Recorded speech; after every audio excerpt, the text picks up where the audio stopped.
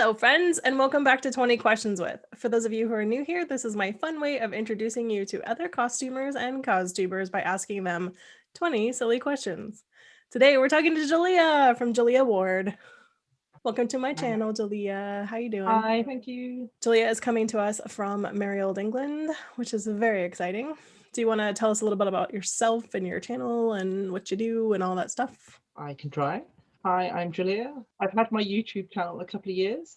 I'm a costumer. I come from a reenactment background, so I've been a medieval reenactor for more years than I care to count. And that's grown into all sorts of costuming. And I discovered YouTube, which is a great way to show off what I make and also share some of the random stuff I've learned. Although I'm not professionally trained, I've been sewing a long time. So when I discover, oh, this is a cool technique, I didn't know this, I want to share it because there are obviously going to be other people who don't know that either. Yeah, so that's kind of a thing. And now I'm wandering more into historical costume, into historical cosplay, history bound, Disney bound, mashing them together because it's so fun. Astute viewers might know that Jalea has actually been on my channel before because I hung out with her quite a bit when we were in Bath during the trip of doom. And those of you who saw those videos will know what I'm talking about. And those of you who didn't, don't need to know. But Jalea was a source of great comfort that day. So that was fantastic. It was mutual comfort. Yay, mutual comfort. Yeah, we had a good time. Bath is an amazing place. So I was really excited to be in that locale. Just the end of that trip was rough. I only live an hour from Bath, so it's okay, well, in the before times I could actually go. Are you ready for 20 questions? I am ready for 20 questions. Okay, I have a special one for you, and I'm going to lead off with that one. Cherry picked. How do you make a proper cup of tea? How do you make a proper cup of tea? You need water that is boiled before you start, boiling hot, 100 degrees C, whatever that is in Fahrenheit. 212. No, wait, 212. That's okay, Kelvin. Yeah. No. Actually boiling. Actually boiling. Yeah. Actually boiling. That's probably the most important bit. If you can get your water actually boiling, then what kind of tea you use after that? This is only for black tea, though. Only for black tea, yeah. Herbal tea, fruit teas, they're green tea, definitely not green. They're not my expertise. Right. English black tea, boiling water onto the tea bags, the tea leaves, whatever. Teapot's nice, but the boiling water's the really, really important bit. Thereafter, you'll probably be grand, and leave it in for as long as you want. Milk first or tea first? Tea first. Tea first. Because the milk will cool down the water. Oh. But then English people will disagree because my husband will put the milk in kind of like halfway through brewing. Because we can spray in a mug, teapots, but when grandma comes around. Well, like if you have it in your cup, do you put the milk in the cup and then pour the tea over that? Or do you pour the tea in? I just chuck the milk in afterwards. Okay.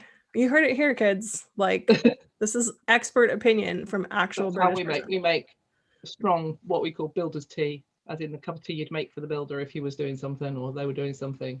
That's my favorite. Yeah. Okay. Boiling water, your tea of choice in your receptacle of choice.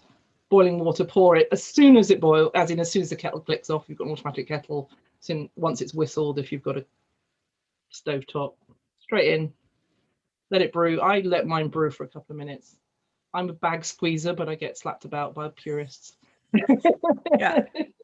And then then milk of choice after that. And don't even say the word microwave. Okay. I have an auxiliary question for you. What goes on a scone and in what order? Well, you see, I've always been very diplomatic. So jam, strawberry or raspberry. Okay. And clotted cream, those are vital. Butter? I'm the awkward one because I will go either way. But generally, I prefer cream first, then jam, because you put the cream on, you make a little ridge, and then you put the jam in the middle, and you get more jam. Okay, yeah, fair. But I also understand the jam first, because then you can spread it out and put cream on top. But I find it's a bit more slidey like that. What about butter? Is there butter involved? I will put butter on, but I believe I will get chastised by my Devon and Cornwall friends. Okay. Nobody likes me. I am a big fan of lemon curd, or really any kind of curd. Like if you can curd almost anything, as it turns out, and I will eat that on a scone. And I would prefer that to any jam or any cream. Yeah, no, clotted cream and jam. The raspberry strawberry is a family divide. Yeah, okay. As usual. But yeah, I generally go cream first, but I understand the philosophy of the other side. I don't like clotted cream because it leaves a film in my mouth that I'm like, no to. Just thick cream. Yeah. Yeah, it's weird. I do drink whole milk though that has a cream top, and that also leaves that film in my mouth, and and for that I'm like, yeah, it's cool. But not on a scone, and I don't know why. All right. What is the weirdest job you've ever had? And it can include one you have now. This is probably the weirdest. I haven't actually had that many weird jobs. Okay. I suppose weird to outsiders. My first sort of career job, I was a BBC television transmitter engineer. What does that mean? So I trained to fix the electronic boxes at the bottom of masts that broadcast the TV signal. Oh, wow. Okay. So That's cool. I think to most people that's weird. So that's Yeah. probably the weirdest. I don't have any fun weird jobs. I just haven't done those. I mean, somebody's got to do that though, so that's kind of cool. Yeah. So that was in the 90s that I trained for that, Mhm. showing my age somewhat. I'm with you. Yeah. So yeah, you used to. So the job would involve. I worked in Wales. Uh-huh. So the job involved sometimes getting into a Land Rover and driving up mountainsides. Oh. The top to a little hut and unlocking the hut and going in and doing the job and then driving back down the mountainside again. So that was quite fun. That sounds awesome, kind of. I mean, not the big mountains, but some of the sort of southern, If you ever drive through Wales, sometimes you'll see a little TV mast at the top of a random hill stroke mountain. And at the bottom of that TV mast is a little hut. Yeah. And in the hut is the machinery that makes it work. Wales is one of the most like beautiful and also moody AF places I've ever been. Like the sky has rage in Wales and it wants you to know about it. Yeah. Yeah. So, and we also, it was for people who know cars, it was the Mark III Land Rover. Which had some issues. It was very bouncy. So it felt like you were driving a giant spring. And they had gearbox issues. So I did have one occasion when I had to drive 30 miles along the coastal, I think it was about 30 miles, the coastal road of Wales, which does this in fourth gear. Oh, okay. Because it was stuck. That sounds unpleasant and scary. Yeah, it was a crazy job. But I stopped it because it wasn't for me. But yeah, that was my weird job. Sure. That sounds great. What is your favorite flavor? Passion fruit. Love passion fruit. Lemons a close second, but those are definitely my. If there's a range of 100 ice cream, it'll be passion fruit or lemon. I'll go for. Is that your favorite flavor or your favorite flavor of ice cream? It's my favorite flavor. So I like passion fruit cocktails. I like passion fruit. Anything sweet that's got that on it on a menu, I'll have one of those. That's awesome. And if there isn't, it'll just be lemon. Distinct and definitive flavor, for sure. The lemon is a close second because I used to eat lemons as a kid. The reason that this is in here is because I ate it and then I stuck the rind in there. Oh, that's such a relief. Actually, when I was about 8 or 9, I would freak out other people deliberately because I was one of those kids by taking a lemon to school instead of an apple. Mm-hmm. Lemons are tasty. They're actually really sweet in some cases. So I have a thing where I can't really tell the difference between sweet and sour. Like anything that's sour is also sweet to me. So I'm like, this is great. And everyone's like, oh, you should be able to differentiate them. I'm like, no, trust me, this is awesome. What is the last gift you've given someone? Who had the last birthday? Driving lessons. Driving lessons. Wow.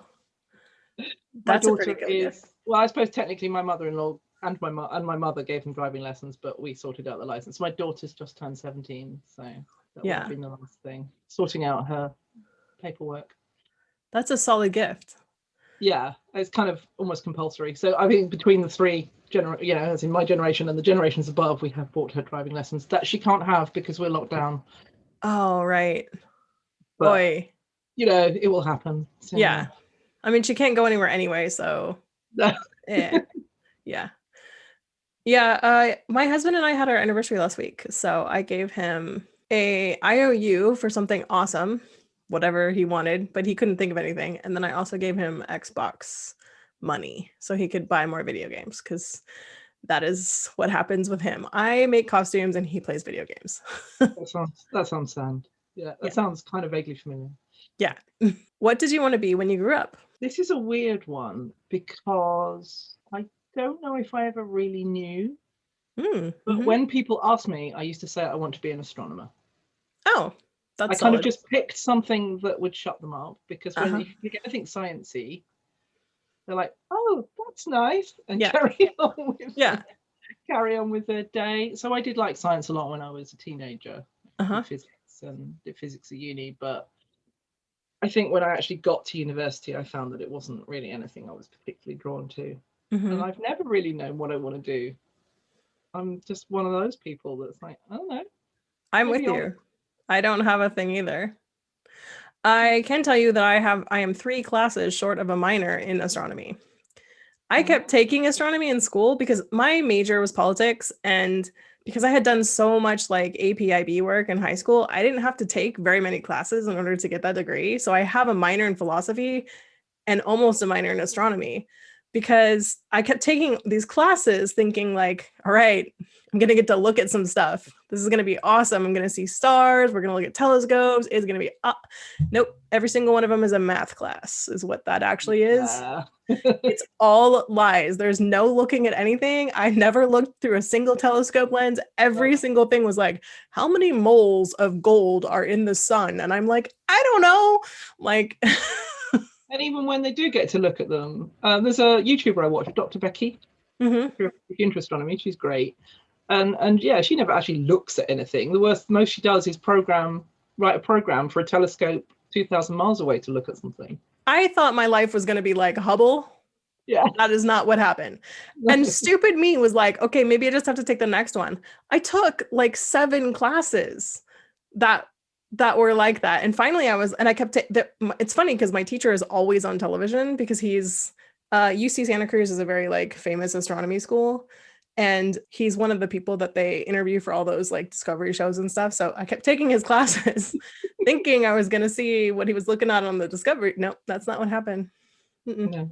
I did, again, long time ago when I was originally at uni. Obviously, I did an astronomy module, and we did get to look at stuff. We got to do solar photography. Oh, that's so it cool. almost relates, because to do solar photography when I was at uni, you still had to know how to develop film. Oh, yeah. So we learned part of our physics and astronomy module was learning to develop film. Sure, yeah. So I learned photography and film development, which got an interest in photography, which I think is one of the things that led the costuming back to YouTube. Yeah, totally. I also took a bunch of photography. I took darkroom stuff in college, which was really fun.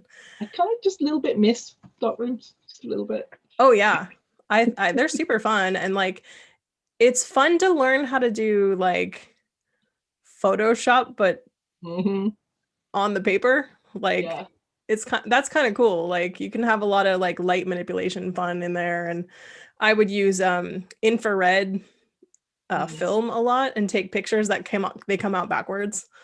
So yeah, it's super fun. What incredibly common thing have you never done? Ridden a motorbike.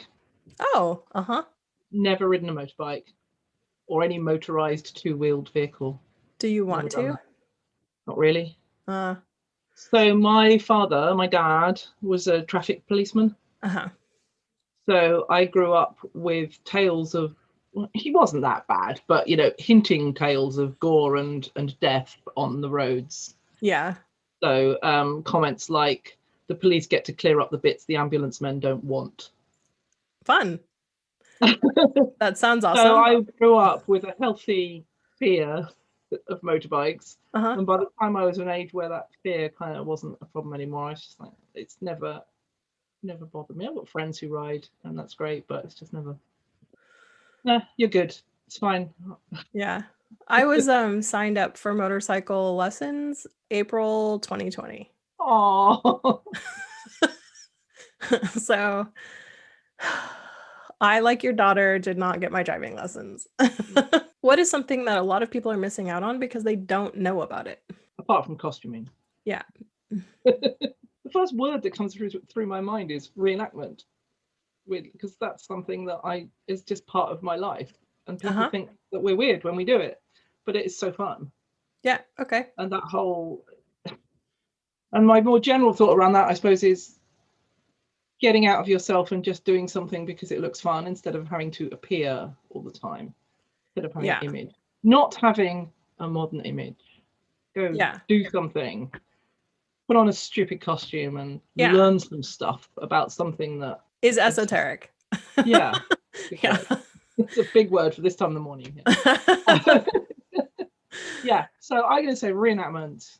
Pick an era, Yeah. find out about it, put on the clothes, sit in a field, tell people about it, and then party in the evening around a campfire. Yeah. I solidly endorse people doing things that are uncomfortable with a lot of other people who are also uncomfortable. Yeah. It's actually super fun, and because everyone's weird about it, it makes it not weird. It's fun. Yeah. It's if you go to an event and especially in the evenings, 50-50, people will still be in kit, people will be in modern clothes, people will be eating takeout, people will be eating food they've cooked over an open fire.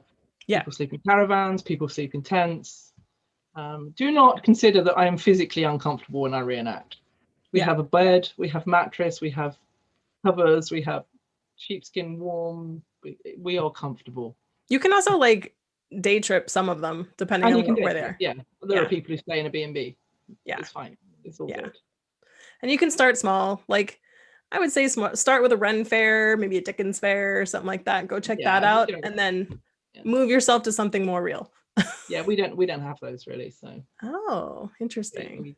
No, we don't have them. There is an SCA, but it's completely separate. I believe it's a branch of a kingdom. I don't know of the American SCA, but it's reenactment all the way. A lot of younger folks. There's quite a lot of, unless you've got a lot of money. The people tend to drift through the eras. So they start in the Dark Ages because the kit's cheaper. And then they drift forward through medieval into the later eras as they got more money. And then suddenly you're Venetian. Yeah, because for the men, uniforms are expensive. Yeah. Yeah. So yeah, I'll go with that. Who is the most interesting person you've ever met? I'm going to go with Maddie Pryor. Who's Maddie Pryor? Maddie Pryor is the lead singer of Steel Eye Span. Oh, okay. They still are. They're still singing. A folk rock band who started at the end of the 60s. Just because she's someone who's been quite famous, but not super famous.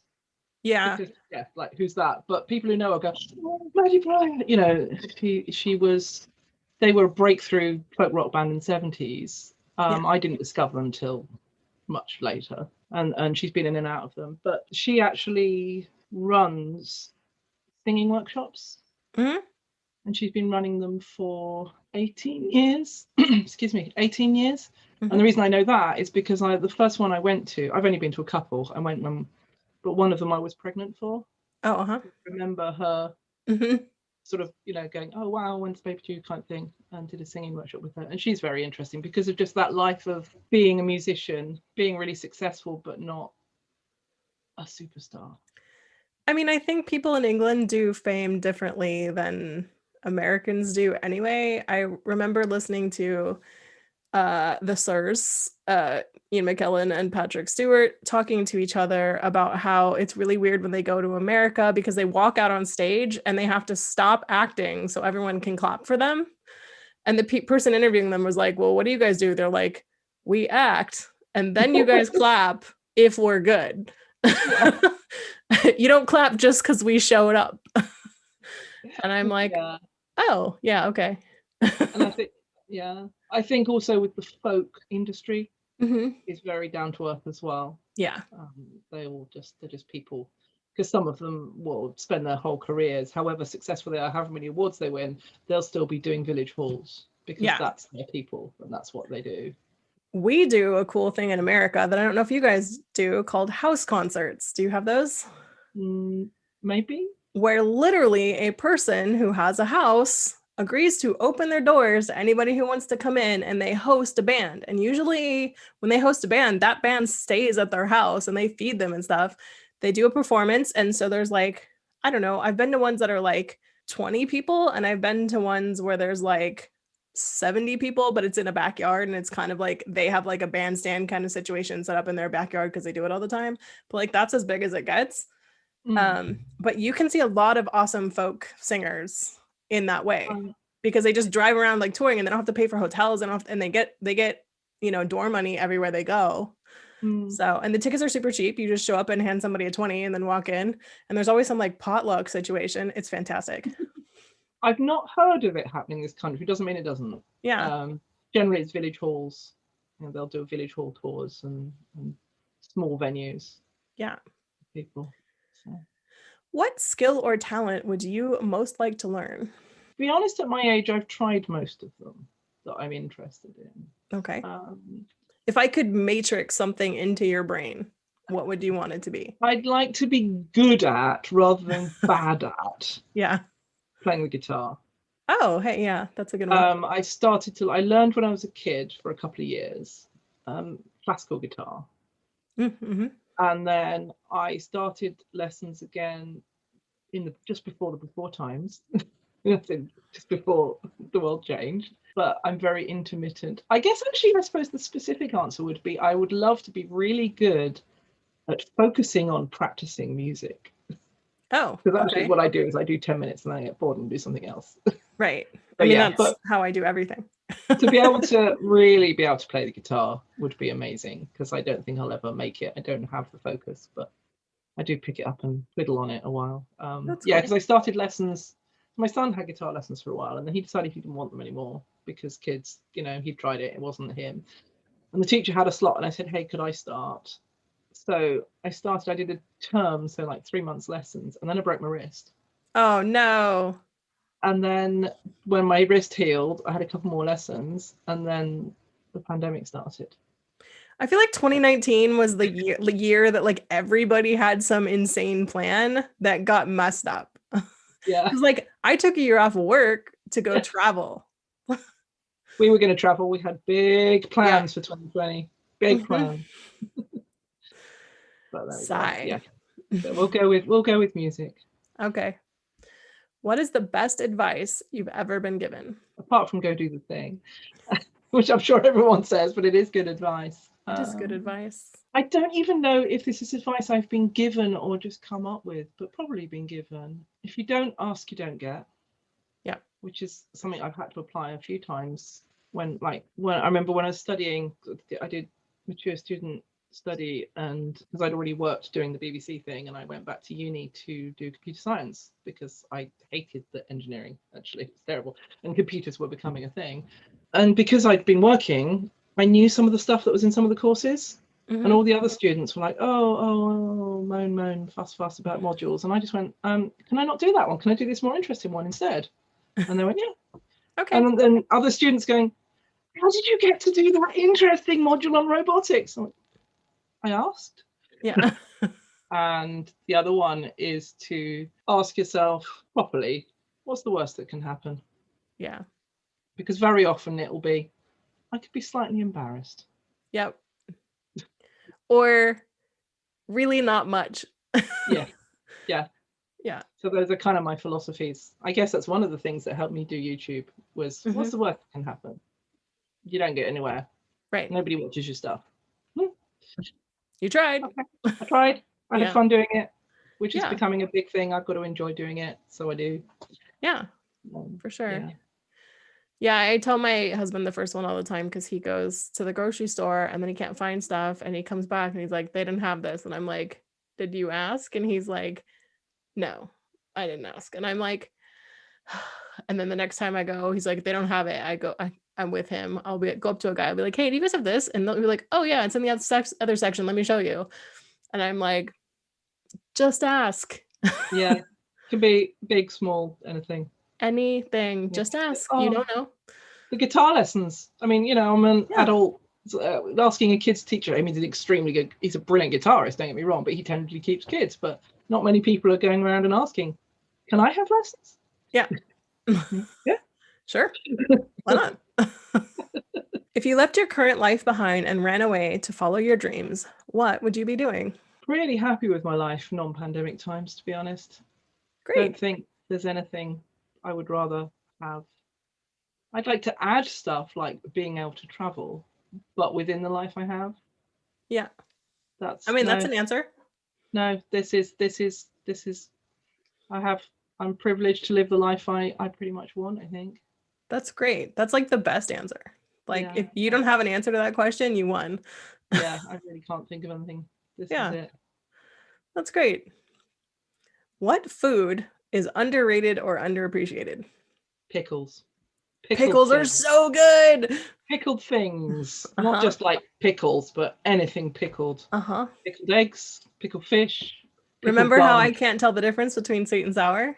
Oh, pickled garlic. Oh, and I can't get it anymore. Oh, I love it.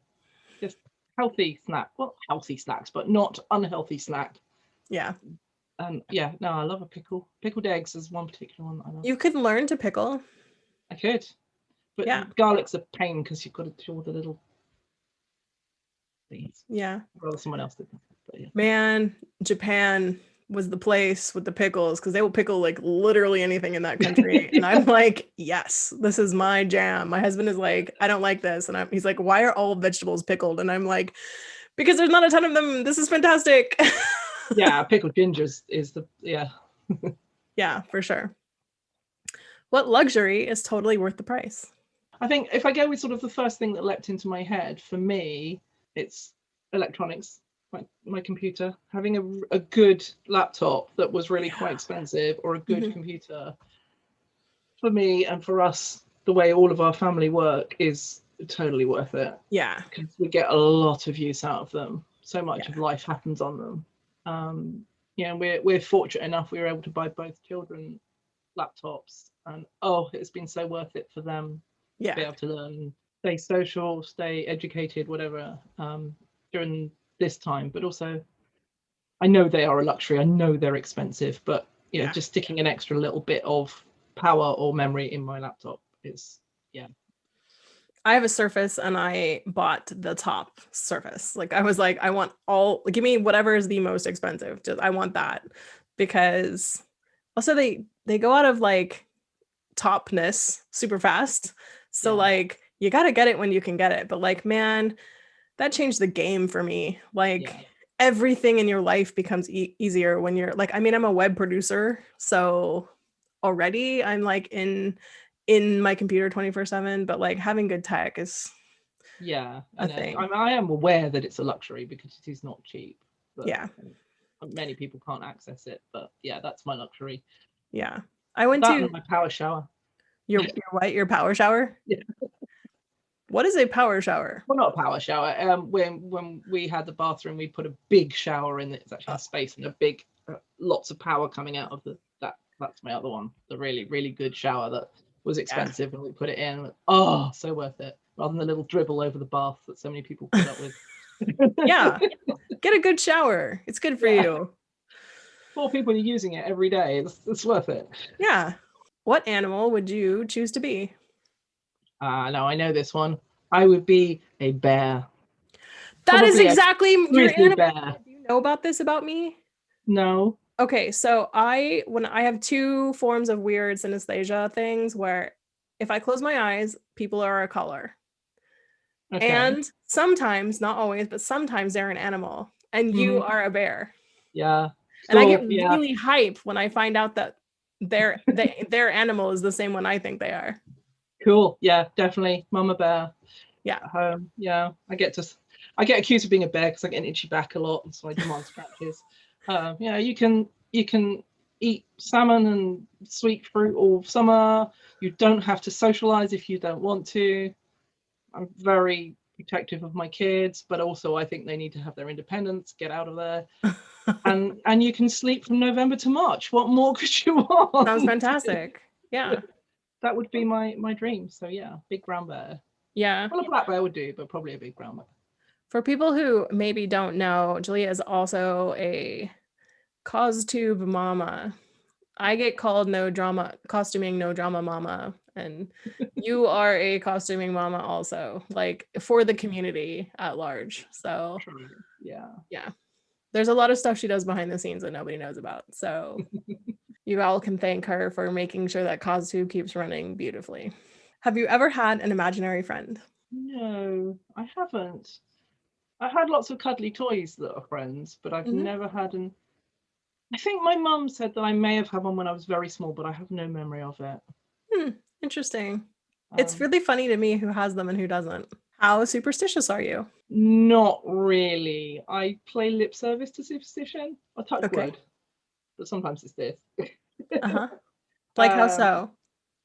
Well, touch wood, something will happen. As in, I hope something will happen, or I hope something won't happen. Touch wood. It's a phrase, and I will tend to do it, but I don't actually think it affects. It's habit superstition more than actually belief. I'm not worried about ladders. I won't walk up a ladder. Won't walk under a ladder if someone's up it, right? Because they might drop something on me. But I'm not bothered about going under. So lip service.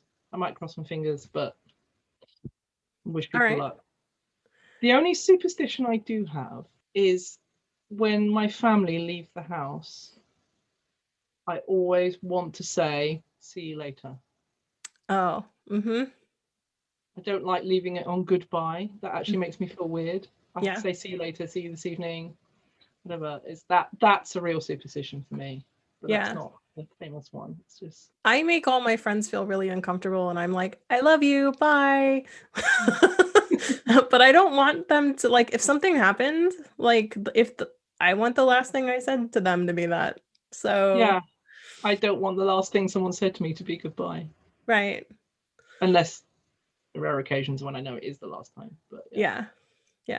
I like to make. I also like making people feel slightly uncomfortable with my love. It's fun because they're like, I don't know how to react to you. You're too clingy. Okay. I'm like, yay! I made you uncomfortable. All right. Following up on that last question. Have you ever had a supernatural event? Have you seen a ghost? Anything like that? Anything weird happen? I haven't, but I've been witness to people who have. Does that count? Well, yeah. What? Give me the story. So, I shared a house in Cardiff when I was an engineer. I lived in a shared house with some other people. And one of my housemates that I'm still good friends with, she had a couple of experiences. First one is she bought some cats. She bought a couple of kittens, and they would regularly. So we had it was a big Cardiff terraced townhouse. So we had one room that was a communal lounge, and it had two doors on opposite sides of the room, sort of diagonal opposites, so you could get through to the kitchen. And the cats would regularly stop licking their bums or whatever they were doing, stare fixedly at one door, and then track across to the other door, and then get what they were doing. Whoa. Okay. My cats talk to ceiling cat a lot. They like just stare at the wall, and I'm like, what are you guys looking at? And they would always do it one way. And the other one that she had, I didn't have it. She had, once she was going into the house and she was trying to find her keys. And someone did that thing where you come up behind them and you just tap them on the sides, you just sort of like, and go hi. And someone did that to her, and there was no one there. And she said it was so definite. It wasn't like an imagine someone just like, hey, but without the words. And there was no one there. And it wasn't the kind of street where someone could just disappear. So yeah. So I never experienced it, but she was definitely, and she's not someone who sees a lot of ghosts or anything like that. She's quite down to earth. Were you guys like extra careful in that house? Not really. Okay. No, it was a friendly house. It was a nice, friendly house. The ghost is patting you on the butt. Seems okay. Yeah, it was. If it was a ghost, it was friendly enough. Quite like the company, I think, maybe. Yeah. Okay. Fair enough. What book or movie do you wish you could experience for the first time again? Lord of the Rings, that comes to mind. The original Lord of the Rings. Just seeing that at the cinema for the first time was The Fellowship of the Ring. That was always my Yeah, favorite book. a lot of Um, people say that. yeah, it was just so epic. Yeah. I mean, there were others, all the big epic films. Anything with a twist, it would be nice to be able to see again. Hmm. And McCaffrey books. I used to love the Ship Who Sang books. Hmm. And to be able to read those the first time again would be great. Yeah, so it's not very interesting. It's like everybody's answer. I didn't watch Star Wars till I was like in my 20s. And I Whoa. managed to get to the original series, Star Wars, without finding out the twist. Whoa, that's So, cool. I think it would always be nice to see those again without knowing the twist. That would So be amazing. And we managed to do that with our kids. We managed to get them because although people beat up the first three in chronological order, the the second prequels, three yeah. made, for kids they're really good Hmm. because they're much more kid films. So we did manage to get our kids to go through them in chronological order. So Oh when they got wow. to the twist, they were like, That's funny. but yeah. I have a weird Star Wars thing that I actually saw. I was present in the theater for all of them. Mm-hmm. So one I was in utero for. Second one, my mom brought me as a baby to the movie theater. And the third one I actually remember, like the Ewok one, Yeah. because I was like I think it was like maybe 5. And that's Yeah. like, yup, yup. So I actually was present in the theater for all 3 premieres basically, and Yeah. then I didn't see them really until I was probably like 8, I would say 7 or 8. At the time, like even VHS tapes were really, really, really expensive. They were like $100 each, and like you had to wait for it to go to Blockbuster Video or like one of those other video places to get it, and so or go on HBO. So yeah. Yeah. No, it wasn't until I guess that they got really much more common that I saw them. Yeah. Yeah. My Booker movie is for sure The Matrix. Like when I saw that, I was just like, what did I just watch? My brain exploded. I was like, that is the coolest thing I've ever seen. I want to do it again. And I like went outside, I got a ticket, I paid for another ticket, and then I went back in and I watched the movie. Normally I would theater hop, but that one I was like, no, this is good. I'm gonna pay for it. And I watched it again because I was just like, what was that? I've only ever done that one other time, and that was Fight Club. Mm. Because Fight Club has a twist ending that I was Yeah, like, absolutely. Yeah. I need to watch that movie again right Yeah. now. And then I watched it and I was like, what? Because there's all this stuff you don't see in the first time you watch it that you will start seeing the second time, that you're just like, oh my God, how did I miss that? It was everywhere. Yeah, I think I did that with The Sixth Sense a bit Oh, because that was just watching the fact, but uh-huh. nobody ever actually reacts to him. She says, trying not to give huge spoilers, but surely everybody's seen it by now. Okay, And no, you there's actually watch statute again of and go, limitations. they're right. Nobody reacts to him. Yep. You don't even notice it the first time. It's just, Okay, so I did. That was the thing, is like I got to the end and I was like, what's the big deal? And everyone's like, dude, that twist. I'm like, what twist? And they're like, he was dead. I'm like, yeah, you saw him die at the beginning of the movie, and then the kid who talks to ghosts is the only person that talks to him for the rest of the movie. Like, are you guys stupid? Like, I was that person. We are stupid. Yeah, we're totally stupid. I also had that reaction to The Usual Suspects. Have you seen that movie? Oh yeah. So I like halfway through the movie, I was like, oh, it's this guy. Because it's like the least likely person. So I'm like, it's got to be that guy. Yeah. And my husband is like, why are you lame? He's like, you ruin everything.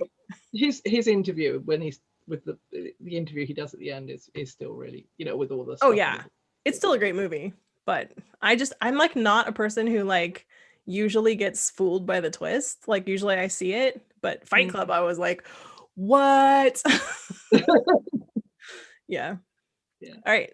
If aliens landed on Earth tomorrow and offered to take you home with them, would you go?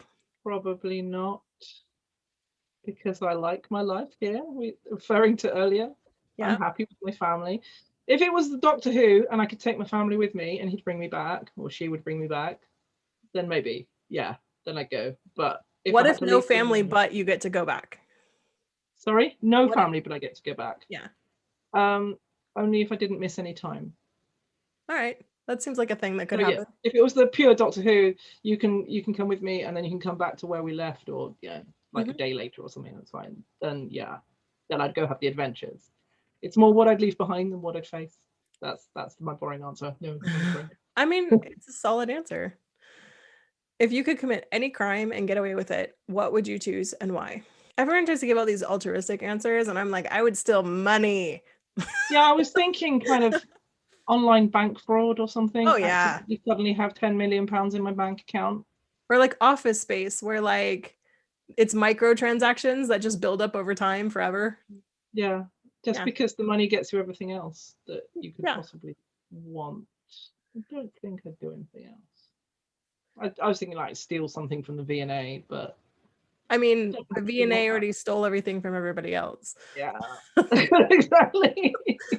So yeah, it would just be something boring like online banking fraud.